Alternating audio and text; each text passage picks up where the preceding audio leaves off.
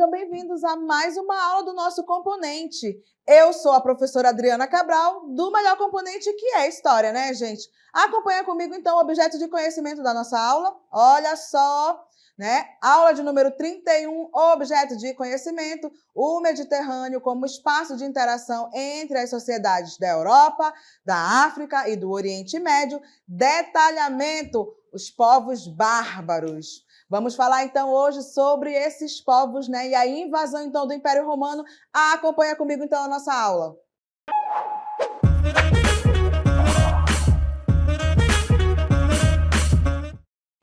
Vamos trabalhar, então, sobre a invasão dos povos germânicos, lá, então, no seio do Império Romano. Vamos acompanhar, então, sucessivas ondas de invasão. Por isso, eu lhe convido, né, aluno, a acompanhar comigo, então, essa história interessante, pensando aí que esses povos bárbaros, eles não reconhecem aquilo que Roma já é. O que, professora? Um local organizado, com direito, com cidades. Então, esses povos bárbaros, eles vão começar, então, a adentrar as fronteiras do Império. Acompanha ali comigo, olha só que imagem mais linda que eu trago para vocês. São iluminuras aí ligados ao Império Carolíngio, tá? Esse que vocês têm aí, né, que está com uma espada nas mãos, ele é, então, o todo-poderoso Carlos Magno. Então, vamos começar a trabalhar sobre essas invasões dos povos bárbaros. Vamos, primeiramente, professora, vamos, então, entender o conceito, tá? O termo bárbaro é uma herança grega. Segundo Heródoto, os egípcios chamavam de bárbaros todos os que falavam uma língua diferente da sua. É provável que o autor estivesse atribuindo aos egípcios uma prática realmente originária da Grécia, tá? Então, o termo bárbaro, ele é uma herança. Bárbaro é todo aquele povo, né, que não faz parte, então, ali de Roma. Acompanha lá, vamos lá, olha só. Em grego, o que significa, então, bárbaro? Designava inicialmente aquele que possuía uma língua incompreensível, que não partilhava nem os costumes, nem a civilização dos helenos. Então, olha só, vamos começar a entender esse conceito. Se eu sou um povo bárbaro, eu não pertenço àquele Império Romano. É como se eles estivessem chegando ali. Roma já estava organizada, tinha direito, tinha cidades, né? Tinha inclusive ali a expansão do cristianismo. Povo bárbaro, então, chegando, costumes tribais, línguas diversas, porque eles chegam em várias hordes, é como se fossem, então, em vários bandos, ok? Acompanha comigo, então, agora um VTzinho e explicando aí um pouquinho sobre essa onda de invasão de povos bárbaros. Olha só. Principais povos que invadiram o Império Romano. Hunos, povos de origem asiática liderados por Átila. Sob sua liderança, os hunos conquistaram terras do rio Volga ao rio Reno. Visigodos saíram da região próxima à foz do rio Danúbio e atingiram a Península Balcânica, a Península Itálica, a Gália, além de dominar praticamente toda a Península Ibérica. Liderados por Alarico, em 410, saquearam Roma e deixaram o resto da Península Itálica destruída. Anglo-saxões, originários da região da atual Dinamarca e do noroeste da atual Alemanha, ocuparam a Britânia, atual Inglaterra. Francos, saíram da região próxima à foz do rio Reno e dominaram a maior parte da Gália, atual França. Vândalos, de origem germânica, atravessaram a Gália e alcançaram a Península Ibérica e o norte da África. Fixaram-se na Mauritânia, norte da África. Suevos, originários das margens do Báltico, estabeleceram-se no noroeste da Península Ibérica, ocupando grande parte do atual território de Portugal. Burgúndios, saíram da Europa Central e estabeleceram-se no sudeste da Gália. Lombardos, Partiram do norte da Germânia e dirigiram-se para o sudeste e depois para o norte da Península Itálica. Ostrogodos deixaram a região da foz do rio Dnieper e avançaram para o oeste, até a Península Itálica. Fixaram-se na região da atual Hungria. Acompanharam sucessivas ondas, então, de imigração desses povos bárbaros. Escolhe aí o teu preferido. Professora, já me apaixonei pelos francos, pelos visigodos, pelos ostrogodos, pelos hunos. É exatamente isso, né? Temos, então, ali os suevos e várias hordes bárbaras que vão, então, adentrando as fronteiras deste Império Romano. Acompanha ali comigo, olha só. As invasões, então, dos povos germânicos foram, de um lado, ações militares de conquista e, de outro, migrações pacíficas aceitas pelos imperadores. As famosas fronteiras romanas se tornaram uma verdadeira avenida por onde iam e vinham inúmeros povos germânicos, tá? Então, olha só para a gente compreender rapidamente, tá? Essa horde de bárbaros, eles vêm, então, né, em bandos ou eles são, muitas vezes, até convidados pelos imperadores. Por quê? Porque nós estamos com problemas de manter as fronteiras. Então, teoricamente, aos poucos, a gente vai, né, os últimos imperadores, eles tentam fazer, né, negociações, mas nem sempre as coisas vão dar certo, tá? Por isso que o texto diz, são ondas militares, às vezes aceitas, tá? Mas, ao mesmo tempo, percebe, eu estou tentando negociar o quê? Defesa, tá?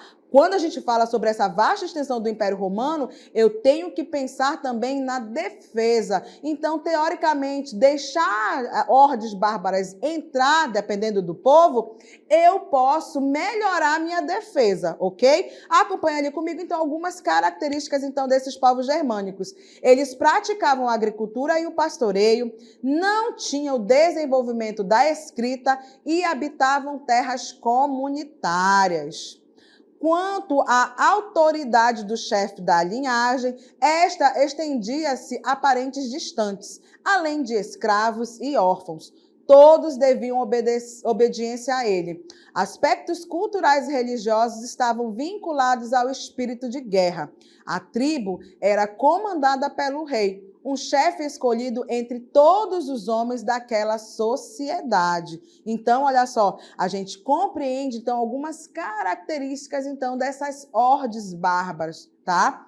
Ou seja, quando a gente observa, né, cada grupo invasor, escolhe aí o teu preferido, os francos, os ostrogodos, os vândalos, eles tinham, em média, 50 a 80 mil pessoas. Computados, guerreiros, né, mulheres e crianças. Os germanos que se fixaram no Império Romano representaram somente 5% da população romana. Dessa forma, não houve um reforço populacional germânico, porque a chegada de algumas poucas dezenas de milhares de bárbaros teve como contrapartida o despovoamento de regiões inteiras diante do seu avanço. Tá? Então, olha só, acompanha ali comigo uma imagem interessante, que é então de quem? Do rei Átila, que é então o rei, né, dos hunos, tá? Então, a gente vai continuar trabalhando sobre essas invasões bárbaras, né, desses povos, então, que a gente chama de germânicos. Olha só, vamos lá, tá? Os bárbaros germânicos e a invasão do Império Romano. Outros historiadores acreditavam que a chegada dos hunos pressionou os povos germânicos, que passaram a exercer pressão cada vez mais forte sobre as fronteiras, então, do Império Romano. Vocês têm, então, aí a imagem do Átila, que é um desses, né, o rei, né, dos hunos. Olha só, vamos então caracterizar um pouquinho, né, sobre essa parte dos hunos. Os hunos causaram, então, a migração de ostrogodos, visigodos, alanos, burgúndios, suevos, vândalos e muitos outros para as terras do Império Romano. Eu vou só chamar a atenção, então, de vocês. Olha como esses povos bárbaros, eles deixaram o nome deles para a história. Por exemplo, quando a gente vê alguém fazendo uma balbúrdia, se metendo em confusão, nós chamamos de quê? geralmente a gente dá um nome, vândalo, e a gente nem sabe de onde que vem. Então, percebe que vândalo, o vandalismo, vândalo, ele vem exatamente dessas palavras, então, né, lá desses povos que estão, então, invadindo o Império Romano, muito ligado, inclusive, a esse povo bárbaro chamado de vândalos. Né? Então, toda vez, é algo que ficou, que se perpetuou no nosso vocabulário e que muitas vezes a gente não sabe qual é a origem. Tá? Olha só, acompanha lá comigo. Alguns deles conseguiram asilo no Império e outros forçaram sua entrada a partir de exércitos. O processo de degradação, então, do Império Romano aconteceu quando o último rei, o Rômulo Augusto, foi destituído pelos Hérulos em 476 depois de Cristo. Vamos agora falar sobre um império que é muito importante, tá? Que é exatamente, então, este império ligado aos francos, que é aí, né, outro povo, né, que invadiu o Império Romano. Vocês acompanham aí comigo, vocês têm a foto do Carlos Magno, a imagem dele, tá? Então, quem eram os francos? Eles estavam estabelecidos como federados no norte da Gália, que é hoje a atual França, por isso olha o nome, Francos França, né? Desde o fim do século IV, os francos sempre defenderam sua permanência nessa região e lutaram contra outros povos que tentaram invadir o Império Romano. Foram, de fato, os primeiros germânicos a se converterem ao catolicismo romano em fins do século V, tá? Olha aí, então, uma imagem para vocês, aparece sobre este Império Franco, tá? Que é aí, né, uma imagem de toda a extensão, então, territorial. Acompanha aí comigo, olha só, o Império, que a gente também pode chamar, outro nome do que esse Império Franco vai ter é Império Carolíngio, tá? E daqui a pouco eu vou dizer para vocês que é o quê? Por que mudou o nome, professora? Porque Carlos Magno foi um importante, né, homem que comandou, então, aí os francos, e a partir dele, quando ele se torna realmente o líder, a gente deixa, então, de ser chamados de francos para, a partir daquele momento, nos chamarmos, então, de quê? De carolíngio, por causa do Carlos Magno. Caurulus, Carlos, tá? Por isso, então, Império Carolíngio, guarda aí na tua memória, essa parte é importante. E olha só, então, olha esse mapinha, a extensão, então, deste Império Carolíngio, que é o mesmo que o Império Franco, tá? Acabei de fazer essa distinção para vocês. Olha só, acompanha comigo. Reino, então, ali dos francos, muito ligado ali também, né? Próximo ali à Itália, a Península Itálica, como a gente conhece hoje. Essa toda a extensão territorial era, então, aí o Império Carolíngio, ok? Olha aí, acompanha comigo. Vamos falar, então, um pouco, né, sobre esse reino dos francos. Começa, então, ali com Clovis, que vai ser, então, o primeiro rei dos francos. Ele reinou de 481 a 511. Pertencia à dinastia merovingia, por descender de seu avô, né, de Meroveu, seu avô. Em 486, o Clovis converteu-se ao cristianismo e iniciou um processo de expansão territorial pela região, então, da Gália. Distribuiu terras ao clero e à nobreza. Então, eu preciso trabalhar com vocês algo importante sobre o Clovis, porque viu aí que eu acabei de dizer para vocês, ele se converteu, então, ao cristianismo. Esse povo ele é importante, os francos, os carolíngios, por quê? Porque a maioria dos seus líderes, eles vão fazer esse processo de conversão ao cristianismo. O que isso significa na prática? Que em cada localidade que eles realmente começarem a expandir territorialmente, eles já vão também fazer o quê? A expansão, então, dessa fé católica cristã. Deu para entender? Então, olha, e isso a gente vai ver o quê? Que a Igreja Católica ela vai também se expandindo. A cada momento que ele subjuga um povo, ele também já vai colocar o quê? Uma igreja. Aí observa também, né, a importância de quê? Desse processo, então, de conversão. Professora, vocês podem me perguntar como é que eles se convertiam, já que eles eram povos bárbaros? A partir do momento que eles ganham alguma guerra, eles vão começar a atribuir isso a quê? A vitória né, de uma grande batalha a esse Deus, então, que está sendo muito difundido, né, nessa parte, então, toda que a gente chama, então, de Império Romano, tá? Então, a Gália ali fora também Império Romano, que agora é o quê? Né? O Império dos Francos e assim sucessivamente. Por isso, a importância, então, da gente compreender o quê? Esse processo também de conversão desses povos bárbaros. A gente vai fazer a difusão também dessa Igreja Católica e do cristianismo, né? Por assim dizer também, tá? Acompanha ali comigo, olha só. Clovis, então, né, ele converte-se ao cristianismo e ele vai, então, distribuir terras ao clero e à aristocracia, como eu acabei de lhes dizer. Durante, então, o século VIII, houve problemas internos e a dinastia merovingia se enfraqueceu e o poder passou a ser exercido pelo majordomos. Quem eram majordomos? Eram os mordomos do palácio, cargo principal da corte do rei Franco. Dentre os majordomos destacam-se Carlos Martel e seu filho Pepino o Breve. Olha aí um nome bem interessante, né? Pepino o Breve. Então, olha só, se a gente tem um problema com o chefe principal, ele já tem ali todo um aparato administrativo. Por isso a importância, então, do majordomos, tá? Que também eram conhecidos como prefeitos do palácio. São eles que vão começar a governar ali caso haja algum problema, né, com aquela pessoa que está ali à frente.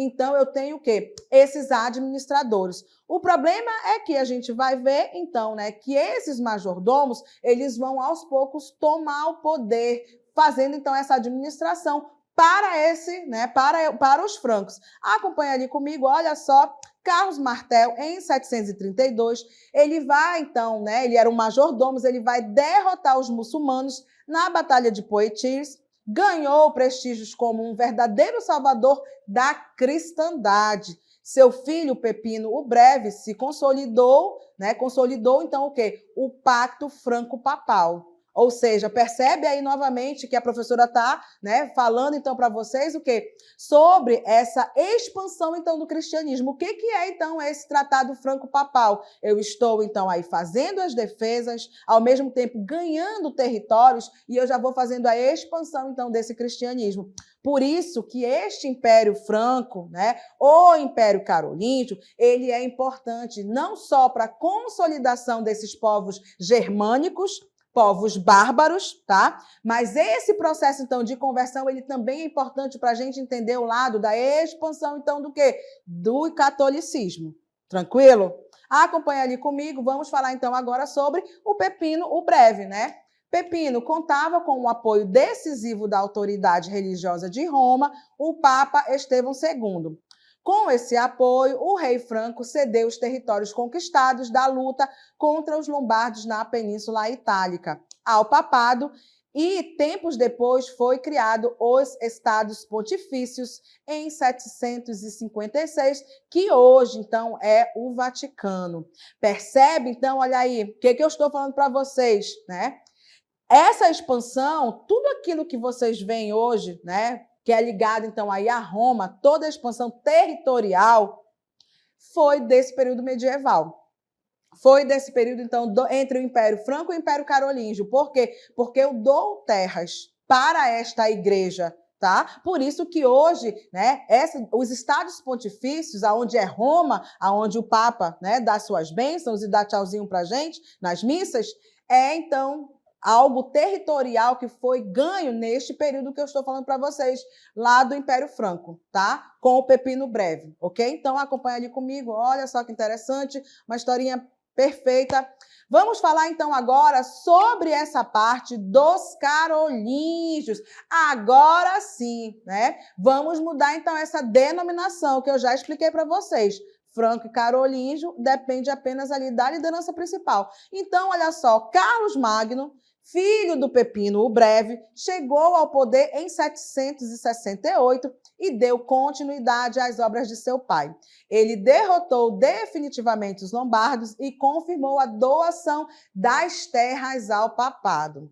Como monarca guerreiro, Carlos Magno deu continuidade à expansão carolíngia e conquistou territórios no rio Elba, ao leste, no norte da Península Itálica, ocupados pelos lombardos, povos bárbaros que haviam se estabelecido ali no século VI.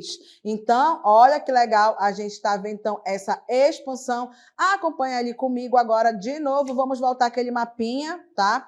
Essa expansão, então, agora que a gente vai ver, a partir então do Carlos Magno, nós vamos então formar o Sacro Império Romano, tá? Sacro Império Romano Germânico. Por quê? Porque ele vai ver ali, ele vai ganhar muitas terras, tá? Então, o Carlos Magno, ele fortaleceu a unidade política do Reino dos Francos, cristianizando os povos recém-conquistados e colocando-se como defensor, então, do papado. No Natal de 800, foi coroado pelo Papa Leão III como imperador dos romanos, título que não era utilizado desde a queda do último imperador romano, que foi então quem? O Rômulo Augusto, em 476. Presta atenção então nessa importância que o Carlos Magno vai ter. Ele agora, além de fazer a expansão dessa igreja, ele também vai ser coroado o quê? Imperador, um título que já não era utilizado apenas pelos romanos. Agora vai ser utilizado exatamente então por quê? Por este homem, né, que foi convertido ao catolicismo e que agora, inclusive, era um sonho do Carlos Magno pegar a extensão territorial daquele antigo Império Romano para si. Era o sonho. Ele vai conseguir uma boa parcela da Europa, como nós acompanhamos ali no mapa. São terras importantes, né? Onde hoje ainda é a França, vários países, então, da Europa. Tudo ficava ali a cargo do Carlos Magno, tá? Vamos, então, olhar, acompanha ali comigo. A coroação, então, do Carlos Magno deu origem ao Sacro Império Romano Germânico, que existiu formalmente até 1806. Carlos Magno teve 3 filhos, o Luís o Piedoso, o Carlos o Calvo e Lotário, tá? Então são eles que teoricamente aí, né, vão herdar, né, as terras, inclusive. Claro que vai ter brigas, né, gente? Mas olha só, vamos deixar, né, essas brigas aí por terras mais lá para frente e vamos falar agora sobre uma parte interessante que é a cultura do Império Carolíngio. Quando vocês falarem ou ouvirem falar sobre o Renascimento Carolíngio, eu estou então trabalhando o quê? Uma parte da cultura. Esses povos, eles foram importantíssimos porque fizeram iluminuras, fizeram transcrições, né? De que, professora? Dos documentos ou dos livros lá da cultura grega, são eles que vão, teoricamente, fazer o quê? A difusão, então, cultural também, tá? Por quê? Porque eles são herdeiros daqui, né, de terras que eram também deste Império Romano. Acompanha ali comigo, vamos falar um pouco sobre o Renascimento Carolíngio. Houve um aumento da produção agrícola nesse período, aumento da atividade mercantil, houve incentivo e o desenvolvimento de atividades educacionais e culturais, como o estabelecimento de escolas para os filhos de nobres, conhecidas como escolas palatinas. Olha só que imagens bonitas. Essas imagens, então, elas são de monges copistas, que então, também, né, já que eu falei para vocês que eles vão fazer essa difusão do cristianismo, é claro que também vão surgir ordens ligadas, então, a esta igreja, que são a ordem dos padres, né? E também dos monges que viviam nos monastérios, tá? Esses monges, eles estavam muito ligados, então, a essa atividade intelectual. Então, eles também que vão fazer iluminuras, tá? Vão começar a fazer cópias, então, de livros da antiguidade, que, inclusive, estão, né, em muitas bibliotecas na Europa, né? Por quê? Porque é ali que então, esse processo da difusão daquilo, da cultura, né? Lá de Roma e, claro, né, de toda aquela parte que hoje nós chamamos, inclusive, também de Velho Mundo. Mas, né, ali, então, França, essa parte, então, da Inglaterra, Alemanha, tá tudo ali. Olha só, acompanha ali comigo.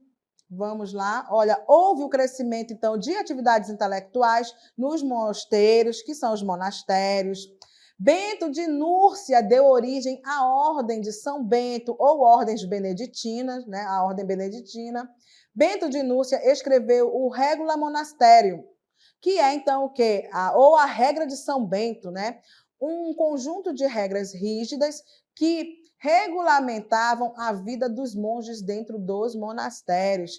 Esta regra, então, de São Bento, ela foi importante porque ela também serviu para várias outras ordens monásticas que também existiram nesse período, então, que a gente chama, né, de Idade Média, tá? Então, ó, essa regra ela serviu de modelo para outras ordens de monges fundadas posteriormente. Os monges faziam cópias de livros da cultura greco-romana e, por isso, ficaram conhecidos como monges copistas. Então, por isso, né, vocês têm aí, acompanha comigo essa imagem que ela é interessante. Por quê? Porque é um processo de você realmente estudar. Os monges, eles faziam muito isso, estudavam, né, escreviam também sobre esse período. E, claro, todo monastério ele é de subsistência. Professor, o que é isso?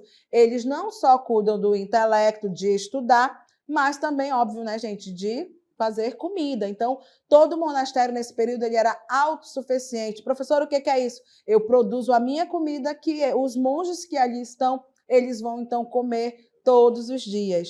Por isso que eles também vão fazer algumas invenções, né? A maioria dos monastérios nesse período, eles ficavam em charco. O que é isso? É como se fosse uma terra de várzea. Então, eles tratavam a terra para fazer dela ali, né, frutificar, então, os seus alimentos. Os monastérios, eles foram, então, importantes também para essa difusão da cultura, né, do Império Carolíngio, da cultura, né, que ainda hoje nós trabalhamos, estudamos, tá? Vamos ver ali, então, ali a morte do Carlos Magno, né, como que se deu isso. Carlos Magno, então, morreu em 814. Seu filho, Luís o Piedoso, procurou consolidar o império, mas a diversidade de povos existentes dentro do império dificultava a centralização do governo. Luís teve que enfrentar os próprios filhos, rebelados, disputando o poder real. Após sua morte, em 840, o território franco foi dividido em três, né, por três de seus filhos, pelo Tratado de Verdun, assinado em 843. Essa é a divisão, então, aí pelo Tratado de Verdun, tá bom? A divisão, então, para o Luís o Piedoso em amarelo, para o Lotário em verde, né? E essa partezinha aí, a última parte, então, era para o Carlos o Calvo, tá? Então, essa é a divisão deste Império Carolíngio, foi assim que ele ficou dividido após, então, o Tratado de Verdun. Percebam também que é uma forma de descentralização, porque nesse mapa aí, tudo isso era Império Carolíngio. A partir do Tratado de Verdun, a gente tem, então, essa divisão para, né, os três, ok? E olha só, a partir do momento, então, que a gente tem essa divisão, então, aí pelo Tratado de Verdun, nós vamos ver também o que, professora? Uma nova onda de povos bárbaros adentrando também, né? Agora, este império, né, que é, então, o Império Germânico. Acompanha ali comigo, olha só, os séculos 9 e 10 foram de novas ondas de invasões bárbaras.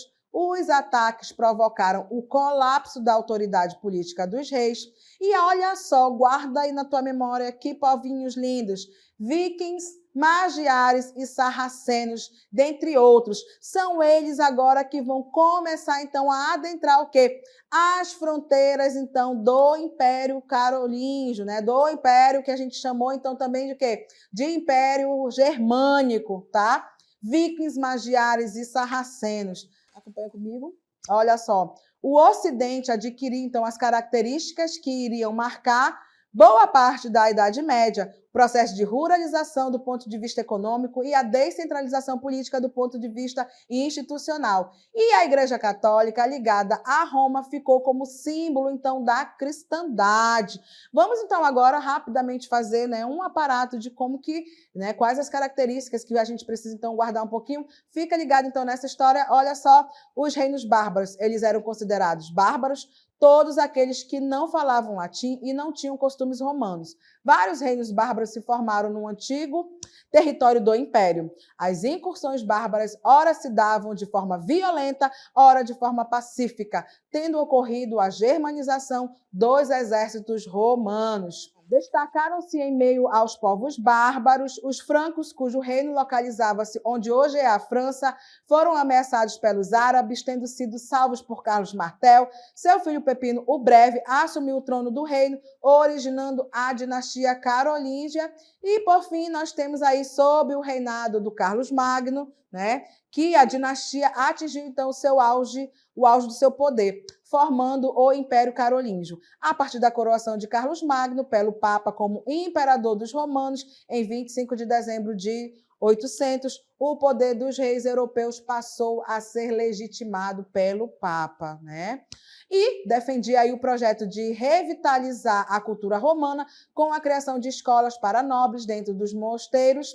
O Império de Carlos Magno se esfacelou com sua morte, por isso e nós vimos então aí o Tratado de Verdun, a divisão e nova ondas, né, de povos bárbaros, vikings, magiares e sarracenos. Atingiu o meu objetivo, que era trabalhar então esses povos bárbaros, tá? E aqui a professora assim, então se despede.